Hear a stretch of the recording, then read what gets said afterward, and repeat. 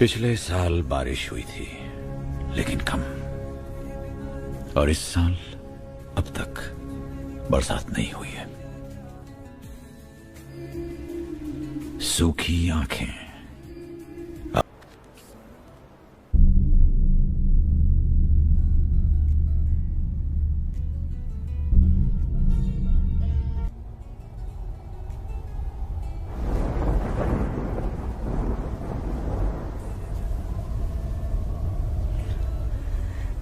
हे राम, बखत से पहले ही खुशियां। ए भुवन, मैं काम आ सकूं? और का तेरी भैंस काम आवेगी? मरे तू ही तो सबसे ज्यादा काम का है। वो कैसे?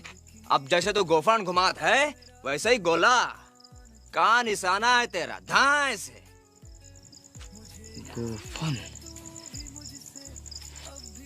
भुवन, तो का हमरा लगान माफ होगा? हाँ गोली, हम भरपेट खाएंगे। का हमारे सपने सच होंगे? नहीं नहीं भुवन, तू गीली चुटकी में नमक पकड़ रहा है। भरोसा कर गोली, सच और साहस है जिसके मन में, अंत में जीत उसी की रहे। अच्छा,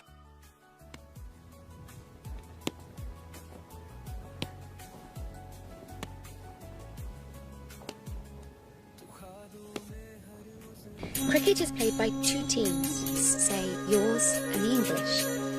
Each team has 11 players. Gary? Gary? हाँ जी? What happened? क्या हुआ?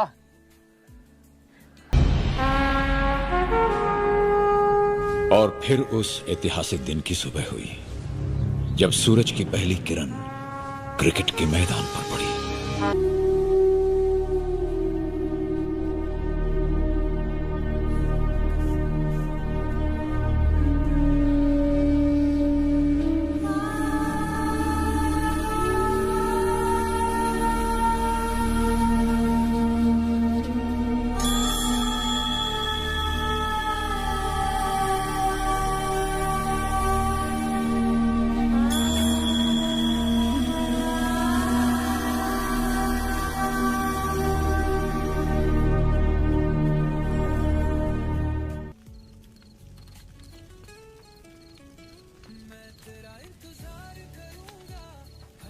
भुवन, हमरे 5 पक्के बल्लेबाज तो गए।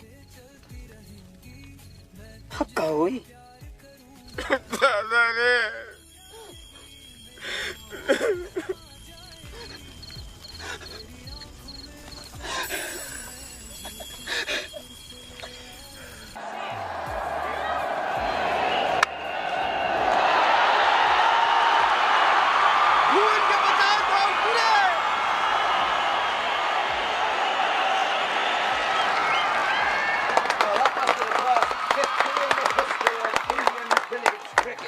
Story until the very end today. Perhaps one truth would remain hidden from you forever. This is the story of a quiet man whom the world ignored, but fate did not. A woodcutter, a wealthy girl, and a secret that was about to change everything. And remember, sometimes the silent ones write the greatest stories. It was a long time ago, when there was a city where life moved slowly, but decisions could change a person's entire existence. At the very edge of this city, where the forest began and the world of people ended, there lived a woodcutter. A man who survived by cutting wood, who lived by the sweat of his own hands, and who concealed a great deal within his silence. His name was Hamza. Hamza would rise every morning before the light had fully spread across the sky. He would get up quietly, perform his ablution, offer 2 rockets of prayer, and bow his head saying only, "Ya Allah, do not let my efforts become my humiliation today." Then he would pick up his old axe, rest it on his shoulder, and walk toward the forest. His home held neither wealth nor any support. Just one habit, being a burden to himself, but never to anyone else. In the forest, Hamza would chop wood for hours. His hands would get wounded, sweat would sting his eyes, and sometimes blood would appear. But not a single complaint ever left his lips. He knew that the greatest flaw of poverty is making noise. And so he stayed silent, and within that silence lived a strange kind of dignity. After selling his wood, Hamza would pass through the city's marketplace every day. Someone would always offer less than the price. Someone would look away. Someone would pretend not to know him even after seeing him clearly. But Hamza never argued with anyone. He believed that provisions are not decided by the marketplace, they are decided by Allah. And every day on that road, there was a turning point where his life was quietly about to change. Right in the heart of this city stood a grand house. High walls, heavy doors, and one window that opened toward the city above. Near that window, a girl often stood. The beloved daughter of a wealthy father. Her name was Aisha. Aisha had everything people asked for in their prayers. Honor, comfort, a sheltered life. Yet she would often stand by that window, watching the people passing below, their sorrows, their exhaustion, and feel a question stirring within her. How can someone be so alone even in a crowd? Her mother understood all of this. But for her father and brother, Aisha was simply a princess whose life had already been decided. One day, Hamza passed in front of that house after selling his wood. His eyes were on the ground as always. He did not see Aisha, and perhaps that is exactly why Aisha felt him. For the first time, she saw that someone could respect her without even looking at her. There was no smile, no gesture, no word. Just a moment that settled in both their hearts like silence. Aisha's older brother was watching all of this from a distance. The same woodcutter, every day, at the same time, on the same path. For him, this was no coincidence. He thought to himself, being poor and staying quiet is a combination that is often dangerous. That night, Hamza returned home exhausted. His hands ached, but his heart was at peace. He set down his axe, sat on the floor, and said, Ya Allah, whatever is written for me, make me worthy of it. He did not know that from now on, it would not just be hard work that would enter his life, people would too. The next morning, Hamza rose at the same time, walked the same path, and passed the same house. The window was the same. The road was the same. Only this time, someone had felt him, and someone had noticed him. But Hamza had no idea. The following morning, everything was the same again. Ablution, prayer, axe on the shoulder. But this time his heart was quieter than usual. In the forest, he was chopping wood, but today the axe moved slower. His mind kept wandering, and he grew angry with himself. He kept telling himself, what does it matter? I do my work. That is all. But his heart wouldn't listen. Hamza felt for the first time that silence too can sometimes make noise. At the market that day, people lowballed him again. No one gave him the full price. But today it didn't feel the way it always had. He sensed that behind people's words, something else lay hidden. And when he came to that road, in front of that house, he lowered his gaze even further. Aisha was by the window again. But today she wasn't just watching. She was waiting, though she herself couldn't understand what she was waiting for. Hamza passed, eyes down, steps quick, and Aisha's heart began to beat faster for no reason at all. Questions rose in her mind. Why doesn't he look? When everyone else does, why doesn't he? For the first time, Aisha found herself standing in the middle of her own questions. Aisha's mother noticed her daughter stepping away from the window. The unease in her eyes said everything without words. The mother asked nothing. She only said, the wind is strong today. You'll catch a cold. Aisha nodded, but her mind was somewhere else entirely. Aisha's brother had seen all of it. His sister at the window. The woodcutter passing below. The same hour, every single day. This was no longer just suspicion. He told his father, have you noticed? The same man, every day, the same time, the same road. The father said nothing, but his silence sounded like a yes. In this same city lived Zad as well. Well-dressed, sharp-tongued, with a habit of reading people. He had liked Aisha for quite some time, and he had also sensed that the atmosphere in the household was quietly growing tense. Zad began spending time with the brother, talking to the father. He never said anything openly. He simply remarked, these days the world is not safe. One must keep an eye on everything. Both father and brother found this fitting. That night, Hamza returned home, and his mother asked, you seem troubled today. He shook his head and said, no, Amma, just more tired than usual. He lied. Or perhaps he simply didn't know how to speak the truth. He stayed awake late into the night. And when his eyes finally closed, one prayer rose to his lips. Ya Allah, keep my heart within my own control. Aisha too lay awake that night for a long time. There was no face of Hamza in her mind, only his silence. The thought would come, what if he had spoken? What if he had looked up just once? And then she herself would stop the thought, even thinking this is not right. She prayed, Ya Allah, whatever is not meant for me, remove it from my heart. The next morning, Hamza rose again, went to the forest again, came to the city again. Aisha came to the window again. And at that very moment, Zad was standing with the older brother below. The brother's eyes were on Hamza. Zad's eyes were on the entire scene. Hamza passed, unaware, and certain people had already begun thinking about him. Aisha closed the window. The brother left his words unfinished, and Zad stopped smiling. Hamza walked home holding his axe. He still had no idea that his silence was no longer his alone. Evening had slowly descended into the house. Lamps were lit, yet the room's light somehow felt dim. Aisha's father sat on the floor, his face hard, his gaze straight ahead. Near him were household papers and the words of people. The older brother stood close by.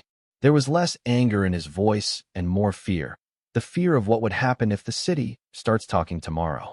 He said, this daily pattern is not right anymore. People have started talking. The father asked no questions.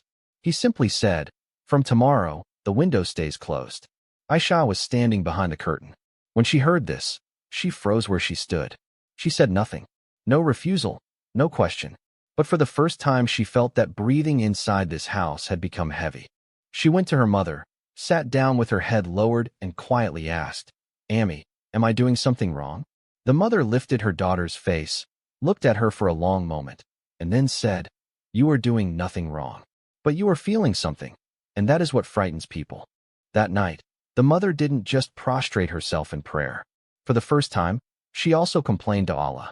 She said, Ya Allah, do not punish my daughter with a pain she never even asked for. Aisha lay down beside her mother, but neither of them slept. On the other side of the city, Hamza returned from the forest that evening. He set down the axe, drank some water, and sat in silence. His mother asked, did anything feel different in the market today? Hamza shook his head and said, everything was the same as always. He was telling the truth, because he didn't know that some changes happened not in the marketplace, but inside homes. Meanwhile, Zad found his moment. He sat with the father and gently said, I don't want to stir anything up. But these days, every father must be a little firm. The father nodded, and the brother felt as though someone had spoken the words of his own heart before he could. The next morning, the window was closed. For the first time, Aisha felt like a prisoner inside her own home. She could not look down, but she knew that Hamza would pass this road at this very hour, and that thought alone was enough for her. When Hamza passed in front of that house that day, he noticed for the first time that the window was closed. He didn't stop. He didn't look up, but his steps lost their rhythm. He told himself, perhaps rain is coming, and he walked on. That evening, the brother told the father, we should start looking for a match now. The father immediately asked, is anyone in mind? The brother said Ayaz. Ayaz was a well-known name in the city. Educated, straightforward, from a good family. The father liked the name. So did the brother. Only the mother stayed silent. When Aisha heard the name Ayaz, she said nothing. But for the first time, tears stood still in her eyes. She told her mother, I'm not saying anyone is wrong, but my heart has come to rest somewhere else. The mother took her hand and said, I know. That is why I am silent. That night, Hamza sat for a long time with a strange, nameless heaviness in his heart. He told himself, it is better to stay away from what is not mine. And he decided that from now on, he would walk faster past that road. The next morning, 3 separate decisions had been made. Hamza had quickened his steps. Aisha had not found the courage to open the window, and Zad was sitting with her father. Ayaz's name was now spoken daily inside the house. That night, Aisha told her mother, if this is Allah's decision, then give me the strength.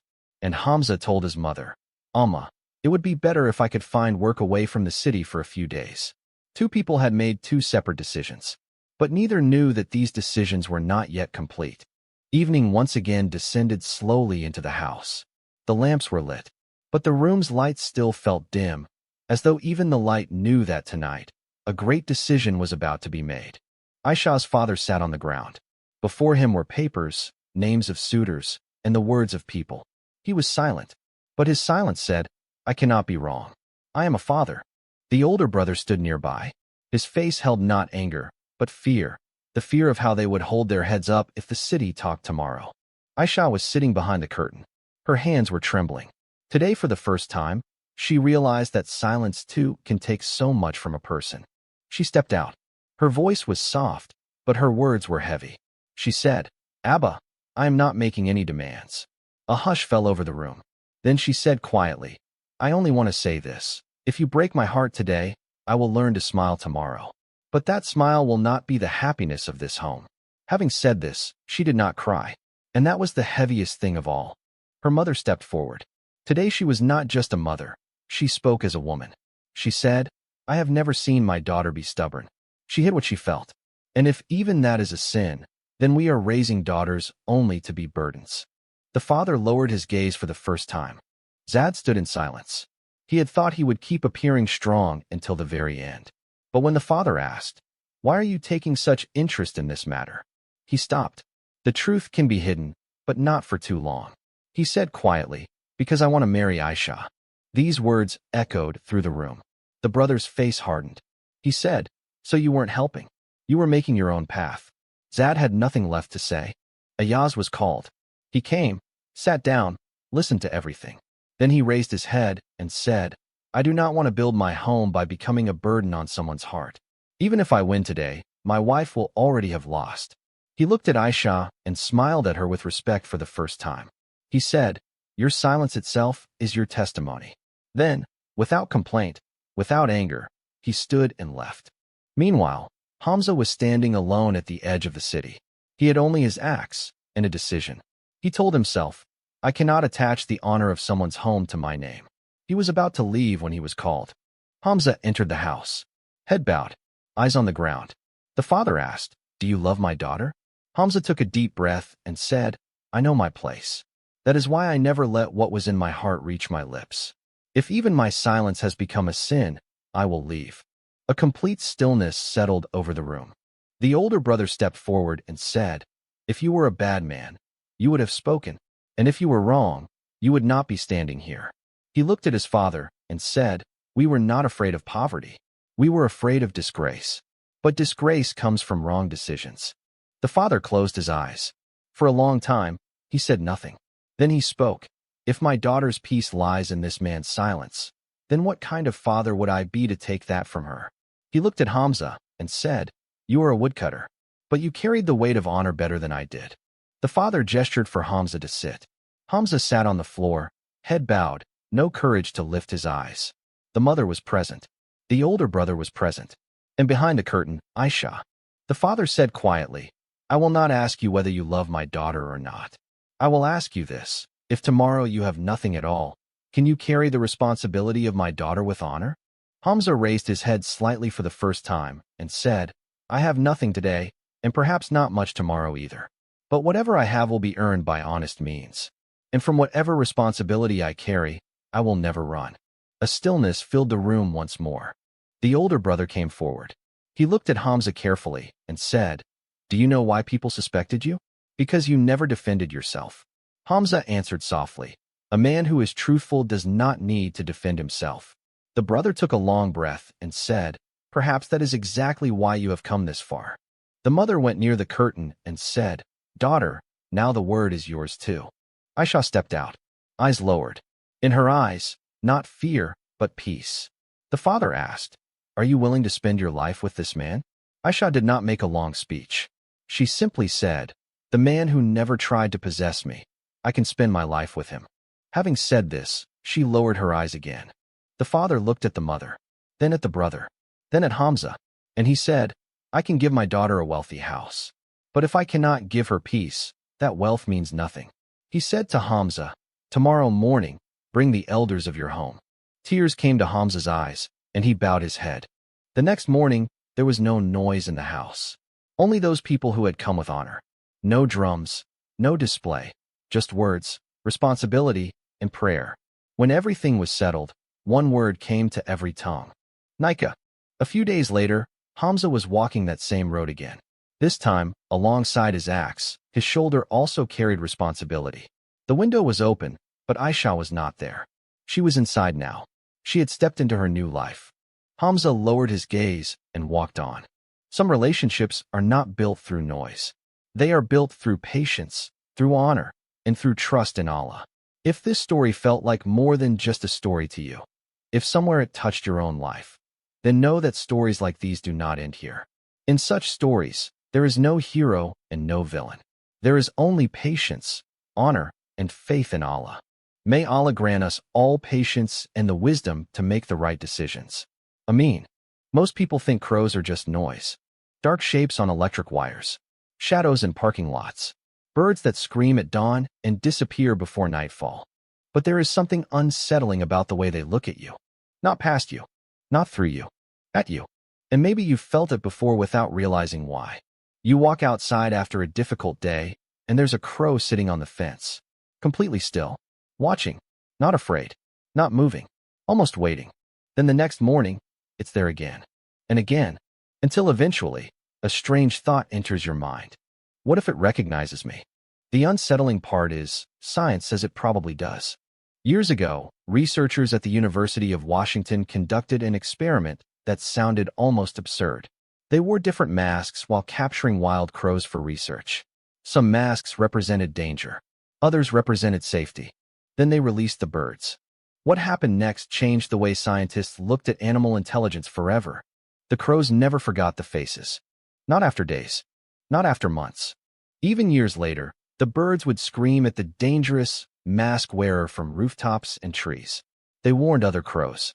Entire groups reacted violently to the same face. Even younger birds who had never seen the original event somehow learned who the threat was. Researchers realized something chilling. The crows were teaching each other, passing human faces through generations like stories. And suddenly, the ordinary crow outside your window didn't feel ordinary anymore. Because memory changes everything. A creature that remembers you is no longer background noise. It becomes a witness. And this is where the story becomes uncomfortable. Because many people swear the crows in their neighborhood began appearing during the darkest moments of their lives. After funerals. After breakups. After nights of unbearable loneliness. As if they arrived not randomly, but deliberately. Of course, psychology has an explanation for this. Humans naturally search for patterns during emotional stress. Our brains desperately try to connect meaning to pain. It's how we survive uncertainty. But even psychologists admit something fascinating happens during grief. We begin noticing the world differently. Tiny details suddenly become louder. A song on the radio. A flickering light. A bird staring from a telephone wire. And perhaps that's why crows have haunted human imagination for thousands of years. In almost every culture on Earth, they were never treated as just birds. They were messengers, watchers, carriers of memory. In Norse mythology, Odin sent 2 ravens across the world every day to gather information about humanity. In many native traditions, crows were seen as intelligent tricksters standing between worlds. In parts of Japan, they became symbols of divine guidance. In Celtic stories, they appeared around battlefields and endings, not always as signs of death, but as witnesses to transformation. Different cultures, different centuries, yet somehow the same idea kept returning. The crow sees something humans don't. But the strangest part isn't mythology.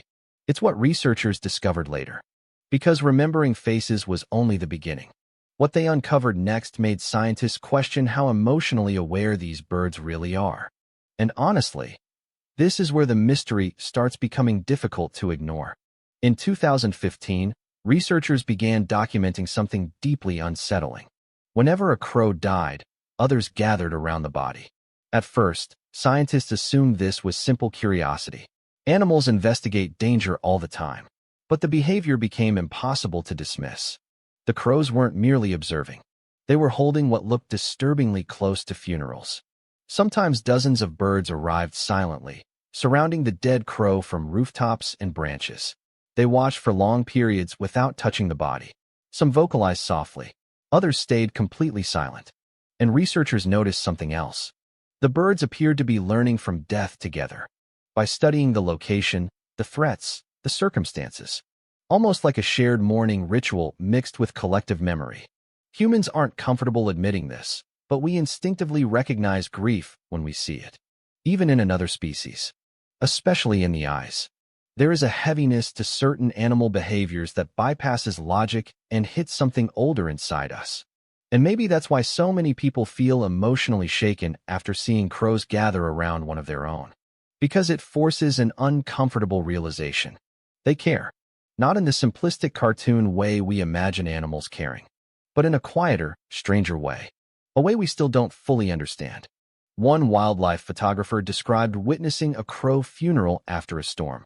He expected chaos, noise, aggression. Instead, he described silence. Complete silence. The crows simply watched the body as rain fell around them. And he said something about the moment disturbed him for years afterward. It felt like they understood loss. Now scientifically, researchers remain cautious. They avoid projecting human emotions onto animals. What appears to be grief could also be social learning behavior tied to survival. But then another question appears. Why do humans instantly recognize sorrow in them? Why does it feel so familiar? Perhaps because grief itself is ancient, older than language, older than civilization, a force so primal that whenever we witness it, even in another creature, part of us immediately understands. And maybe that explains why crows appear so often during periods of emotional collapse. Not because they are supernatural, but because humans in pain become hyper-aware of emotional signals around them. We notice silence more deeply. We notice eyes more intensely. We notice our presence. And crows always seem present, watching from streetlights after hospitals, following funeral processions, appearing outside windows during sleepless nights. Coincidence? Probably. But the human brain struggles with coincidence when emotions are involved, especially when the same thing happens repeatedly. And that's what makes the next discovery so unnerving. Because scientists eventually learned that crows don't only remember danger. They remember kindness too. One winter morning in Seattle, a little girl began feeding peanuts to a group of crows near her home. Nothing unusual. People feed birds every day. But weeks later, the crows began leaving objects behind. Tiny gifts, buttons, shiny beads, fragments of metal, small lost things collected from somewhere in the city and placed near the girl's house. At first, her family laughed it off, until it kept happening. Again and again. Now scientifically, crows are known for object curiosity. They're highly attracted to reflective items and often collect unusual materials. Researchers believe gift-giving may be a form of reciprocal behavior, an attempt to reinforce beneficial relationships. But emotionally, it feels like something else. Because humans are deeply moved by recognition, especially unexpected recognition. The idea that a wild creature remembers your kindness changes the emotional equation completely. Suddenly, the distance between human and animal feels smaller than we thought. And maybe that's why stories about crows spread so quickly online. Because beneath every scientific explanation is a deeper emotional question people are almost afraid to ask. How aware are they? Not intelligent. Aware. There's a difference. Intelligence solves problems. Awareness feels presence. And crows display behaviors that seem disturbingly close to both. They use tools. Recognize individual humans. Plan ahead.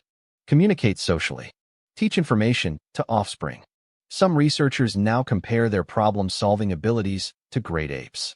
Which becomes even stranger when you realize birds shouldn't technically be this intelligent. Their brains are tiny compared to mammals. Yet neuron density studies revealed something shocking. Certain bird species possess incredibly efficient neural structures packed tightly with processing power. In some tasks, corvids, the family including crows and ravens, outperform primates entirely. In other words, the dark bird staring at you from the rooftop may be experiencing the world in ways we still barely comprehend. And perhaps that uncertainty is exactly what unsettles us. Humans fear things that feel intelligent but unreadable. Dolphins smile. Dogs wag their tails. Cats reveal affection in subtle ways we eventually learn to understand. But crows remain emotionally opaque. Their black eyes reveal almost nothing. You never fully know what they're thinking. And that mystery allows people to project meaning onto them. Hope, fear, memory, messages. Some people even describe feeling comforted by recurring crow encounters after losing someone they loved. Not because they literally believe the bird is supernatural, but because the appearance feels emotionally timed. as if the universe briefly acknowledged their loneliness. Science calls this apophenia, the tendency to perceive meaningful connections in random events. But knowing the psychological term doesn't always remove the emotional impact. Because humans do not live by logic alone. We live by stories. And crows have become part of humanity's oldest stories for a reason. But there's one story in particular that changed how many researchers saw these birds forever. Because it suggested something almost impossible. The crows weren't just remembering humans. They were judging them. Several years ago, a teenager in a small neighborhood began throwing rocks at crows for fun. Nothing deadly at first, just enough to scare them. The behavior lasted only a few weeks before he stopped. But according to people living nearby, the crows didn't stop. Months later, birds still dive-bombed him whenever he walked outside. They followed him between streets. They screamed from trees whenever he appeared. And strangely, they ignored everyone else. Researchers later explained this behavior scientifically. Crows form strong threat associations and communicate danger socially. Once a human becomes categorized as hostile, the information spreads through local groups. But neighbors described the situation differently. They said it felt personal. And maybe that's because revenge is supposed to belong to humans, not birds. Yet crow behavior repeatedly crosses invisible lines we once believed separated humans from animals. Memory, teaching, social judgment, even emotional favoritism. Some crows develop preferred human relationships. Others avoid specific individuals for years. Years. That word changes everything. Because most people assume animals live entirely in the present moment. But crows appear to carry the past with them. And perhaps that's why encounters with them feel strangely heavy. As if every stare contains memory. Every call contains intention. Researchers studying crow communication discovered that different calls may contain specific information about threats, food, or social dynamics. While humans still don't fully understand the complexity, evidence suggests these birds communicate far more sophisticated information than we once imagined, which creates an unsettling possibility. When crows scream at you, they may literally be talking about you. And suddenly the world feels less empty than it did 5 minutes ago. More aware, more observant, more alive. But the most emotional part of this entire mystery may not be about intelligence at all. It may be about loneliness. Because modern humans are starving for connection. We live surrounded by people yet increasingly disconnected from nature, community, and even ourselves. Many people spend entire days without meaningful eye contact, meaningful silence, meaningful presence. Then one day, during a difficult season of life, a crow appears repeatedly outside their window. And something ancient inside them wakes up. Not because the bird is magical, but because being noticed feels magical. Especially when you feel invisible. And perhaps this explains why stories about crows feel so deeply personal online. People describe them less like animals and more like recurring characters during emotionally important moments of their lives. The bird after the divorce. The bird after the funeral. The bird during recovery. The bird during grief. Coincidence, maybe. But emotionally, the timing feels impossible to ignore. And this is where the story changes completely. Because there's one final discovery researchers made about crows that transformed them from intelligent birds into something almost symbolic. Something hauntingly close to mirrors. There's an uncomfortable reason humans fear intelligent eyes in darkness. Because they force us to confront ourselves. Crows are not beautiful in the traditional sense.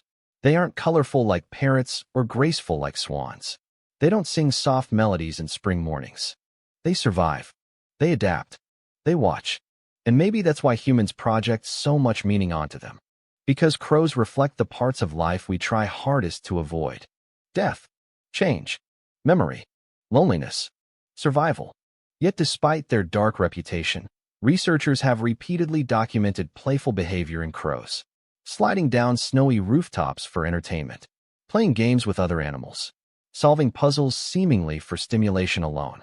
There is joy inside them too, which makes them strangely human. Not literally, but emotionally recognizable.